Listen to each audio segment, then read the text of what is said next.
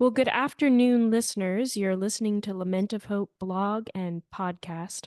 I'm excited today. I'm speaking with Olivia Belli, who is an Italian pianist and composer. She's actually in Italy right now, so I appreciate her jumping on. It's a little later there right now. And she actually recently came out with an album, Intermundia, which she was actually just explaining to me before we started, kind of um, discussing how the title itself is kind of talking about between the material world and the spiritual world. Um, Olivia, I want to ask you kind of start out, as I've researched your work and kind of your autobiography in a sense, you seem, especially for this album, you have a deep connection and value of the spiritual world, which is very unique, I think, for musicians to highlight in their work, or at least to talk about it so openly. So I wanted to ask you, why do you value the spiritual world so much, and why do you feel that it's important to even create an album almost dedicated to that? I have always believed that, first of all, we are spiritual beings having a brief material life. And so just having this thing clear in my mind since the very beginning of my life, I have always been very involved in everything that is connected with our spiritual growth, our spiritual development. And when I moved into the countryside, because around 10 years ago, I moved from the city and I bought a house in the open countryside. And I began, of course, to have a much closer relation with nature. And I really strongly perceive that there is a spiritual power, spiritual energy above everything that connects us with the trees, with the earth, with the animals. And this was for me another proof of my belief that we are, first of all, spiritual beings. And so I thought that at some point I needed to talk about something that, first of all, is my personal journey Hmm. in connection with a more essential world. And that was my path. And then, of course, talking about my path, it can become something that it's for everybody, and maybe it could be for them a kind of possibility to connect with the spiritual world that I can perceive. Do you, when you talk about a spiritual world and a spiritual um, connection between people and even the environment you're talking about, now, do you see, like, for you, is the spiritual power in any sense something God related, or for you, is it more of a mystic connection that is found in nature? How would you describe it? For me personally, it's God, and I believe in that. But in any case, even if someone doesn't believe in God, he or she can't, in my opinion, she can't perceive this energy that is above everything. Yeah. It's so clear, it's so strong everywhere. And so for me, it's impossible that someone can see it. Maybe they can call in a different way. It could be like for Einstein, it was the natural law. For Jane Goodall, it's a power energy. But there is something. For me, it's God. But there is something that it's clear. And there are places, because Intermundia talks about 8 spiritual places, where it's people used to go there because it was much easier to get in touch with the spiritual world and this spiritual power Hmm. that is Yeah. above us. Which for you do you think is the most powerful place? Oh, for me, it's the peak of a mountain, because it's where really earth meets sky, and you are alone. You can see the eternity in front of you.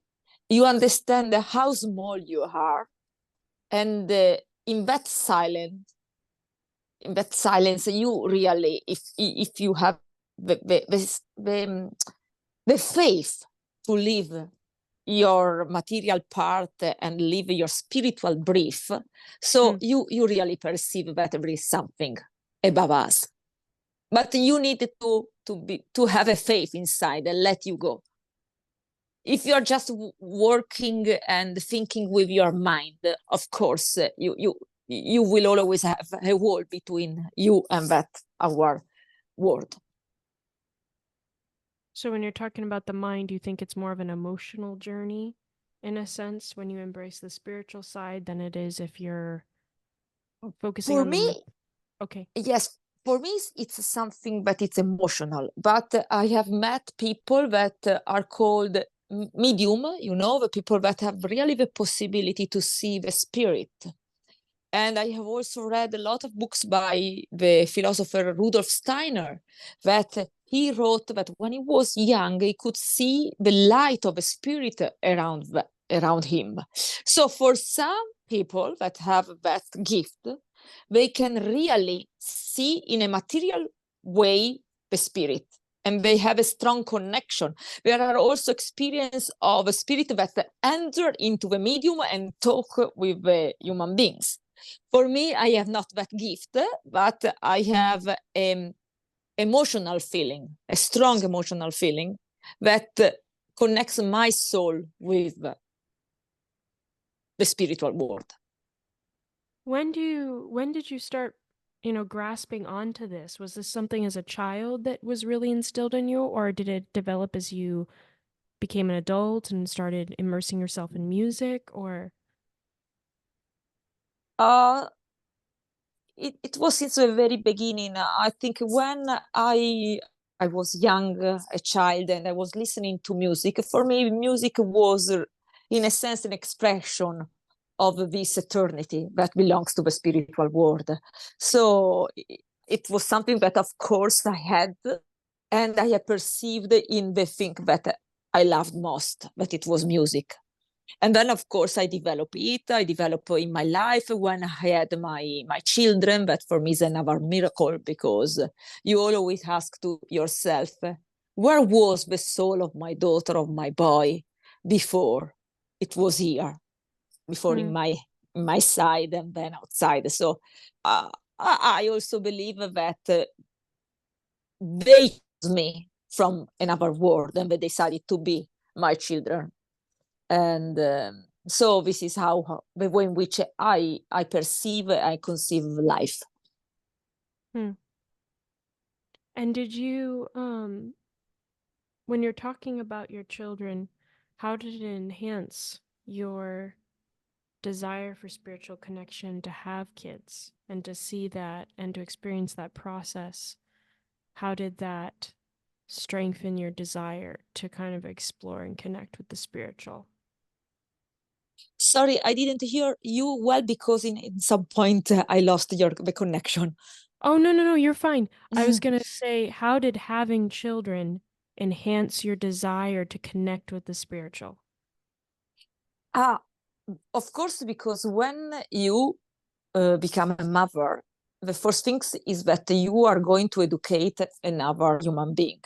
And so I was thinking, what I feel is the most important for my children to grow in the future. And so, just because I'm very unhappy with our society, that it's very material, very fast, there is no way to stop and think and try to understand who we are. I have decided that I wanted to educate my children to connect with what they are inside, so what is their spiritual part. Of course, I didn't impose any kind of religious or God belief, but I have create a kind of environment from them where we always talk about spirit, and we watch outside in the nature, we understand it from our environment.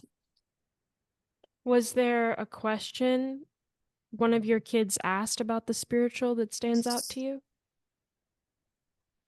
My very different between my daughter and my son. My son really believed, and so he let himself in this flow of a spiritual energy. My daughter now is more trying to think, because also she's a teenager, and she's very involved in getting her position in our world. And so there is a little disconnection with that one, because she wants to be someone in this world. Of course, Yeah. all of us are passing different things. And I always tell to her that in any case, if you want to be something in this world, first of all, you must find what you are really in your world, because we are unique. And sometimes when you are trying to impose yourself in the society, you are trying to change what you are, because you feel that maybe something it's better than what you are, that your quality, your fragility is not good for the world. And I am trying to teach her, and also to my son, that it's what we really are, with our fragility, with our qualities, but also with our things that are not so perfect. It's our imperfection that it make us perfect. Hmm. What do you find to be your biggest imperfection? Whether it be, if you want to share your career side of it, more of the music, or if you want to share more of your personal, like, what do you find to be the biggest imperfection that you think you have?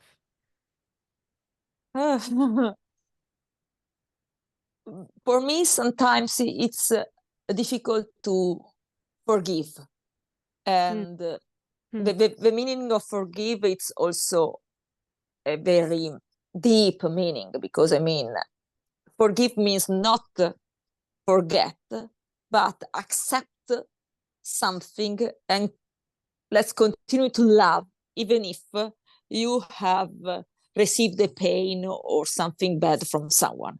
For me, Yeah. that's something that I would like to improve.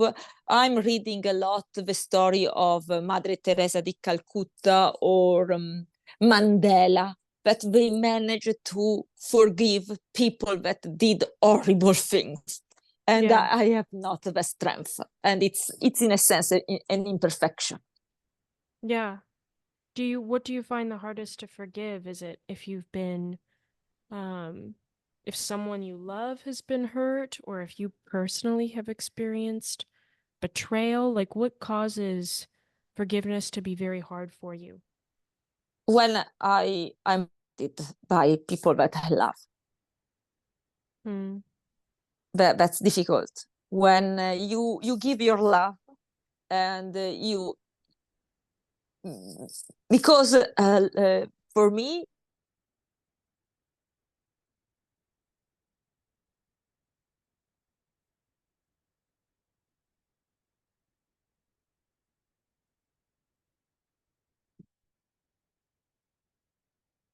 and you don't receive anything back, or you receive anger or something, even if Oh, it's, Olivia, I'm so sorry to stop you. You cut out for like 10 seconds. So I asked ah, the question and then you were gone. So let me okay. start again. Let me start again. I was just gonna ask, what do you find hardest to forgive? Is it betrayal? Is it someone you love has been hurt and you kind of take on that um pain for them, and that causes you to be unforgiving toward the people that have hurt those you love? Or what's the hardest thing to forgive, you think? For me, just because the meaning of love means taking care of the people that you love and Yeah. doing the best for them. So it's giving all yourself to the people, to the person, the people that you love. And so sometimes, of course, when you do things because you love, you can also make mistake. But what for me it's so difficult to accept is when you don't receive, you receive something bad in back from your love. So I you are see. Yeah. hurted when you are trying to do the best, what you feel that is the best, and the people that you love just put a wall or accuse you or go against you, understanding that in any case you are trying to do what you feel that it's the best. And so when these things happens, for me it's difficult to forgive. and I'm not happy. For me, it's an imperfection. I would like to improve. I'm trying to improve. Yeah. It's hard. Forgiving people, I think, is one of the most challenging aspects of life, right? Because you're hurt so Yes. much. Mm-mm. Um, And if you read the story of Mandela, Madre Teresa di Calcutta, Gandhi, these incredible people, you perceive that they manage to forgive all the time, even horrible things. yeah. What um would you, Olivia, what would you want to change about the world if you could? In your lifetime, if you could see something different, what do you think you would pick? For me, what we should change is that we should, all of us, follow one rule: not do to anyone what you don't want that happens to you. So if we are in this context, because Jesus Christ says, love the other people as you love yourself. And that's very hard. I know, because all of us, we are a bit selfish. But if we don't do anything to the other people that we don't want to happen to us, so we would prevent a lot of hate, bad things, and danger, because no one wants to have someone killed for the war. So why we are doing a war? Hmm. We don't want actually the war. Yeah. Or if you will not hurt another person, because no one wants to be hurted in a material way or in a spiritual way. So I think that this is a simple rule that if all of us could follow, the world would be much better. And so if I could change something in the world, I would say that. Because from this point, you change almost everything, in the sense that you don't want to be so rich because you know that you don't want someone to be poor. And you are not going to hurt anyone or to steal anyone because you don't want anyone to steal or hurt you. And so that's a positive trip, route in the life. Yeah. Do you find that, you also mentioned how you love the countryside and you and your family moved to the countryside. Do you find, do you wish that more people would value the natural world as opposed to maybe a more urban setting as well? Surely, because first of all, I think that we need nature in our life, and nature is a great teacher. Because if we observe the way in which the nature we can learn many things that sometimes in our society are not taught. For Mm. example, there is no competition between trees. There is a strong balance between them, and also the capacity to accept and change in connection with what is happening. So there is a balance between a bad event and their life. And each trees, each animal, each insect is different from the other. And their differences are important. Hmm. The elephant is important like a lion. A peach tree is important like a flower in the ecosystem. But they are all different and they are Yeah. developed in a different way. So nature, that's a great teacher of life. And so having a connection with a natural life, it's important, not only because you feel better in your body, because of course it's much better to run in a garden or in a park than on a tapirolan in your room, but it's almost clear. But you have a develop of your moral value, because nature can teach them to us. Hmm. What do you think's one of the biggest morals nature teaches?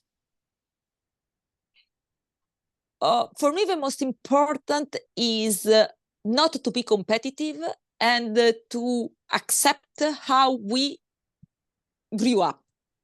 because you can't push a tree to grow. There are trees that grows very fast and that needs to take more time. But at the end, they have their own life. And so that's something that we should learn from nature, and not to be competitive. I mean, in ancient Latin, competitive means work together. But for us, competitive is who is the best between me and you. And that's set. Well, I was going to say that must be hard for you as a pianist, because I feel like, and please correct me if I'm wrong, but wouldn't there be a drive to be the best in what you do and in your music, which when I've spoken to a lot of musicians, they always feel that they publish something and it's still not the perfection that they would like it to be. Do you find that that's hard for you to not strive in a competitive sense with your music, since there's so many people and musicians and music out there to make your music really resonate with your audience? Of course, the market is very complicated. So when you are a musician and you are making a living, making music, you must be careful about what is happening outside. And so there is, it could happen that you feel in competition with other musician. And when it happens, I'm used to escape from the world and retire in some of these intermundia spaces where I reconnect with myself, because the competition at the end could be only with yourself, not with the world. So what you want in your artistic path to improve, to make it better, but it's your personal one, not in comparison with what is happening. But we all fall in that, because the world it's like this.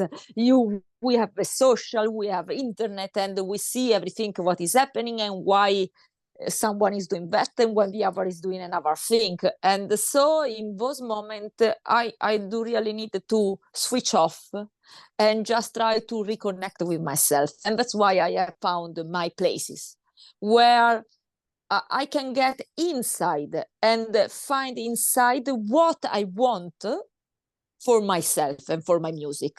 So what is the message that I want to express with my music, and try to make this message the clearest and the best possible. But it's mine, not the one that it's imposed outside by everything. Of course, then we should keep a balance between what is, it's something that it's good for me, but it's also understandable for the people. Because if you are a voice that no one can listen, then you lose what you are trying to do. But it's to try to send a message. What, with your music, what do you think your message, what do you desire people to get out of your music?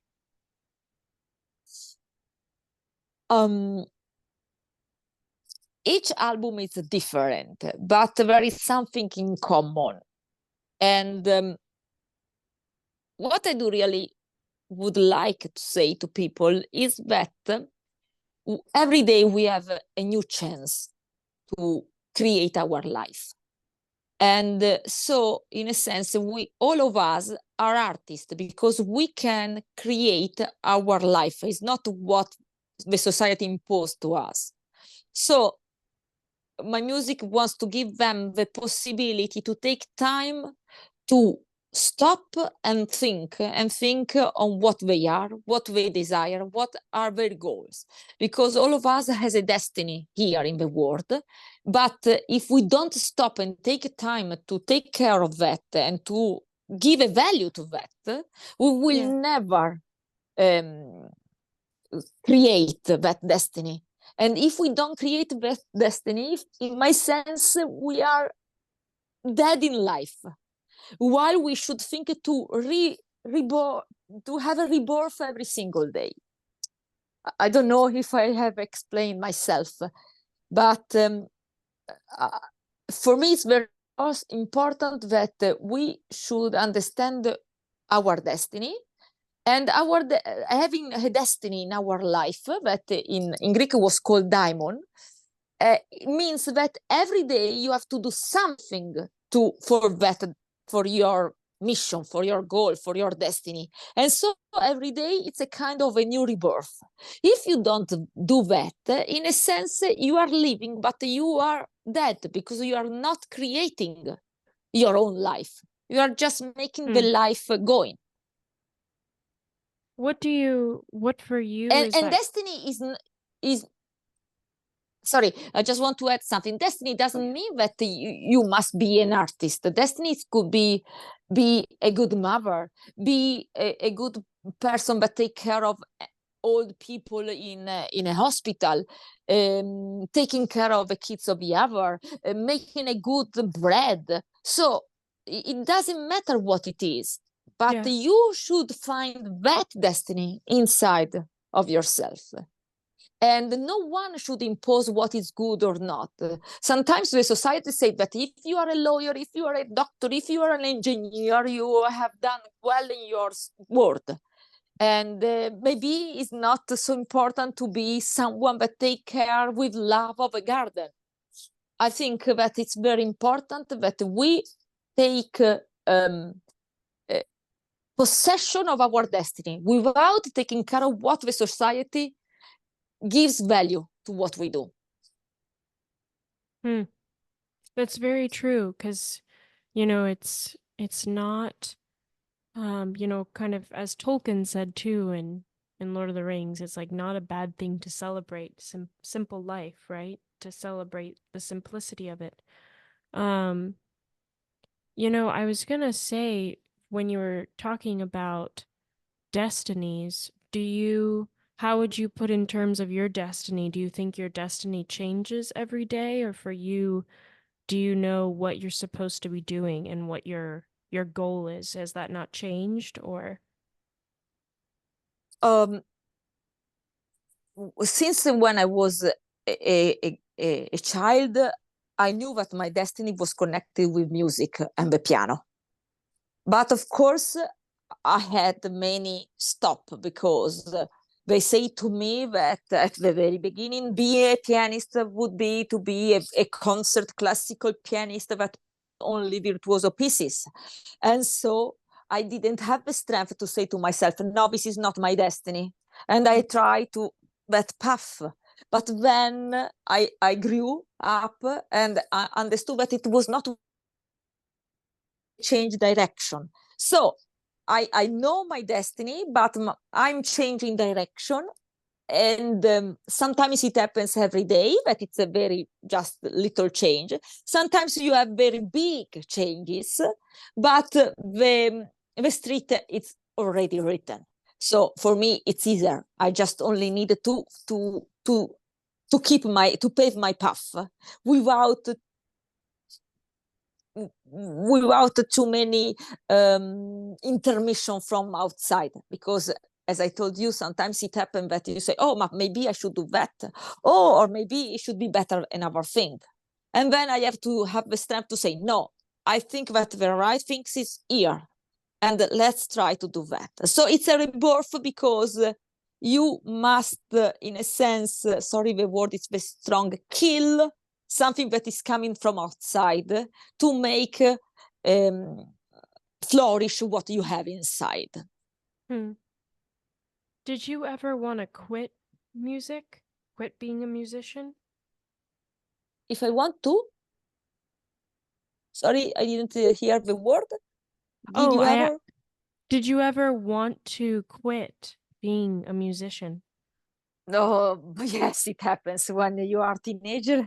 It happens 1,000 of times a year, because you feel that you are not good enough, and so you say, no, it's better to stop. Now, growing, you understand that it's not important how perfect you are. It's more important if you manage, in a sense, to connect and to express your message that is imperfect now. It's not perfect, but every time is getting more perfect. And so you accept this. But when you are young, it's not possible. It's not perfect, so it can't work.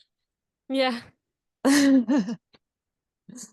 You know, I notice when I listen to your music, I honestly, one of my favorite pieces, I believe it's on your new album. Is it called Pien Perda? What? Do you know what I'm talking about? It's two P's. I don't want to mispronounce it. It's a track. It's beautiful. It's very soft and tender. Um, actually I have it here. Give me one second. It's Yes. called, where is it? Here it is. I was just listening to it the other day. Yes, Pian Perduto. Ah, Pian Perduto, yes. Yes, that is absolutely beautiful. I wanted to ask because it seems like this is a theme. Your music is very soft, dreamlike, restful. Um, is that, you know, at least for a lot of pianists that I've heard, especially even classical pianists, which you were talking about how you've kind of diverged from that, is very vigorous and passionate Yeah. and very it's not grating, it's just loud and it really like, smacks into your heart kind of thing. But with your music, it's very reflective and kind of full of um space. Like you don't dominate the space with how you play.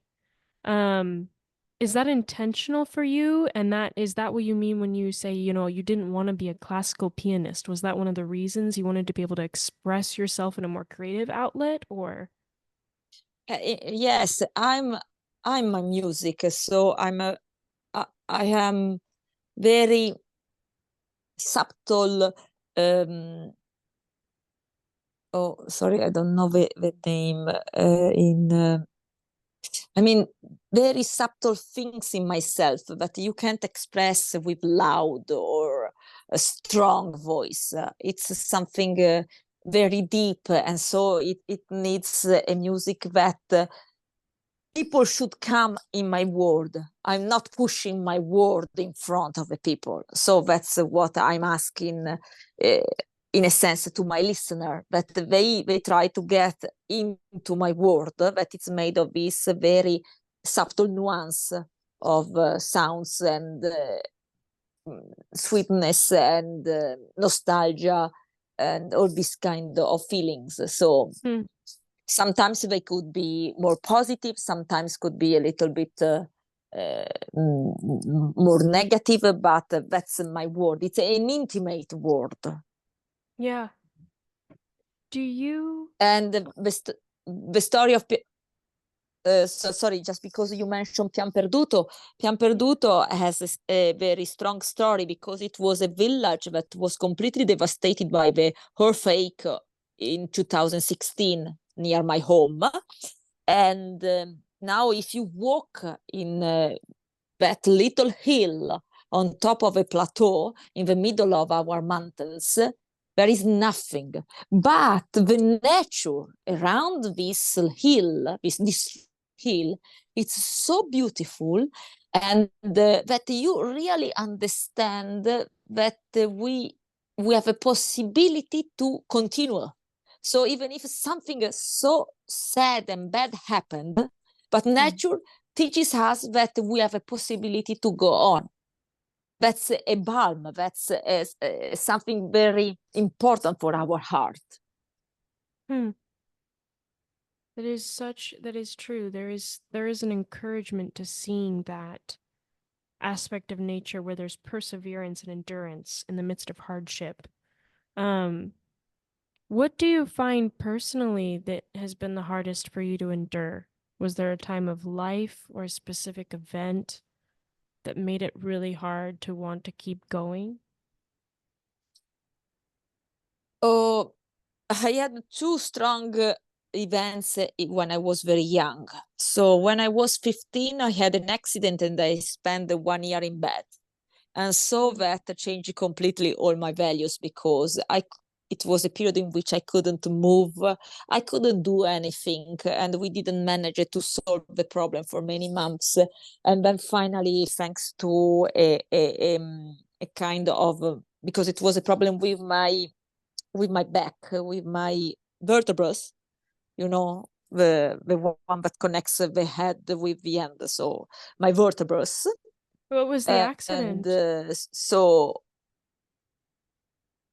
it was a very silly accident. It was at gymnastic, but my neck Oh, did creak, oh and wow. after that I couldn't move, and I was very young. I was 15, so I spent 1 year in my bed with I remember friends that were coming to say hello to me, and so my life changed completely. And that's where I do really understand my priorities.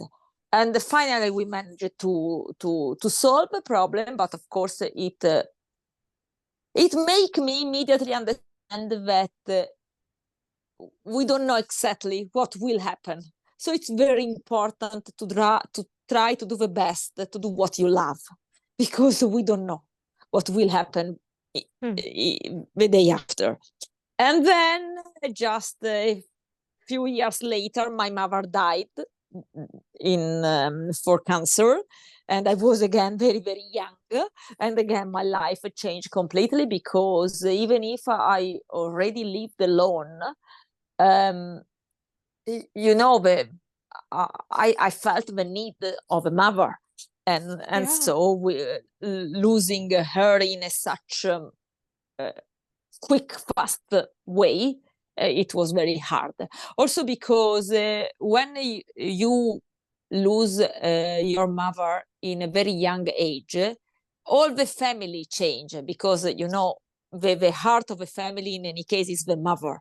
And also with also my father was destroyed, so in a sense you lose also your father, because it's your father is just taking care of his own pain. Yeah. And so Hmm. everything was a life was destroyed again. And we have never rebuilt the same connection inside the family like when we had the mother. And she was very young, because she was 15, and all me and my brothers were very young, so it was another very strong moment.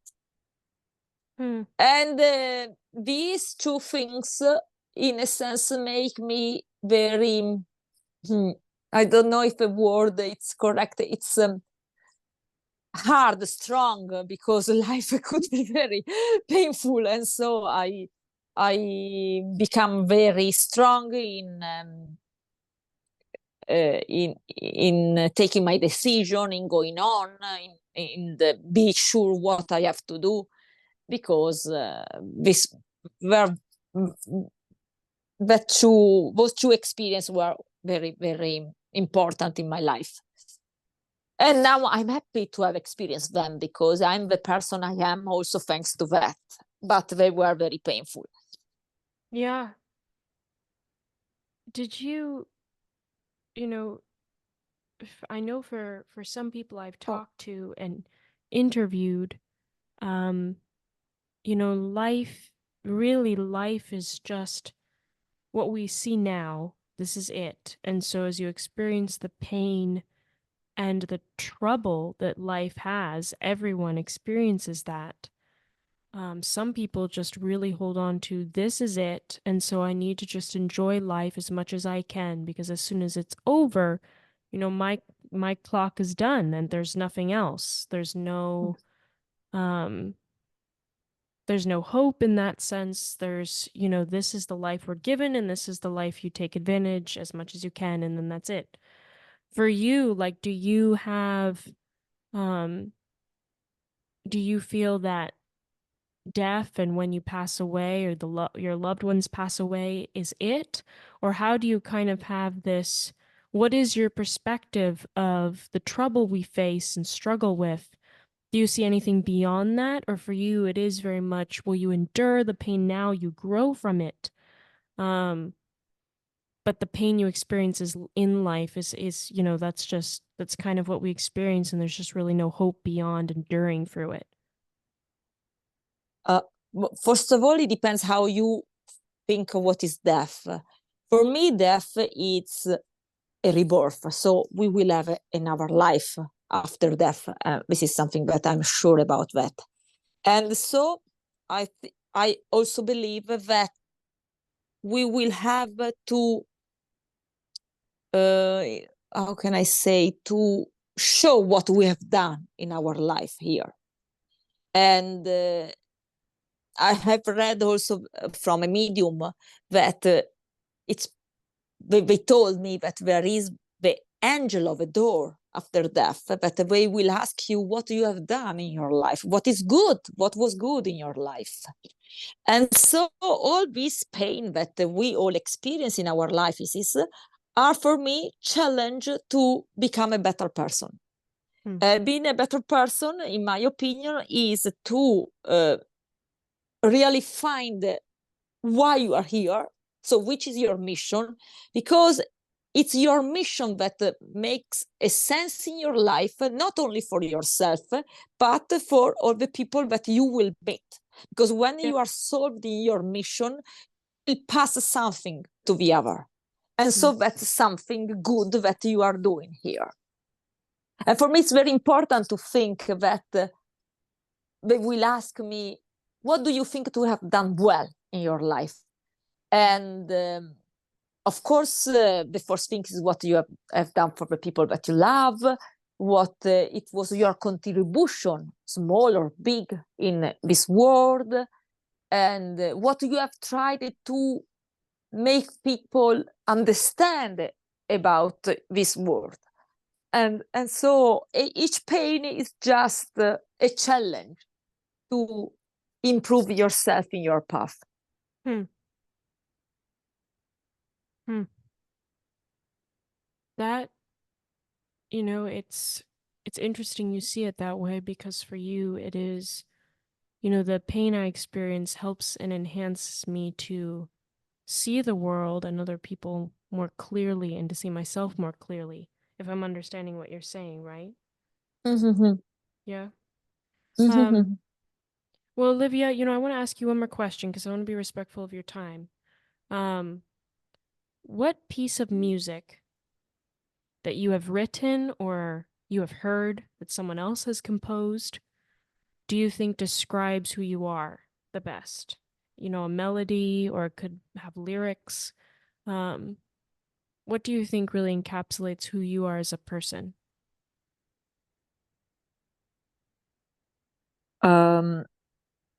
So from another composer, I would say that from Bach, many variation and the aria from Goldberg variation, because there is a kind of aspiration to something that is perfect, but at the same time is warm, is close. So it's not an icy perfection. It's a spiritual perfection that gives you strength and makes you understand in a deeper way the world. If I would say a piece from my own music, maybe Sibyl from Intermundia, because it has a kind of nostalgia, but also this aspiration to reach something that could really elevate. For me, the elevation is to, in a sense, purify myself from everything that it's not essential. So to be as pure as possible, to reconnect with the purity that we have when we are child. That we don't need anything but just love, just faith, just believe. Hmm. Well, Olivia, thank you so much. You've been so thoughtful in your answers, and I can tell that you really believe and are passionate about the spiritual nature of life and pursuing it. Um, and for listeners, I will have a link to Olivia's website. I highly encourage you. Her music is lovely and beautiful. I highly encourage you, if you've never listened to her before, or you're looking for some new music to get into and to, her music is, I find, perfect for working, honestly, for if you're just sitting and resting, getting to hear it. It's a very thoughtful, impactful pieces of instrumental piano. Um, but Olivia, thank you so much for your time. I've been so blessed to talk with you.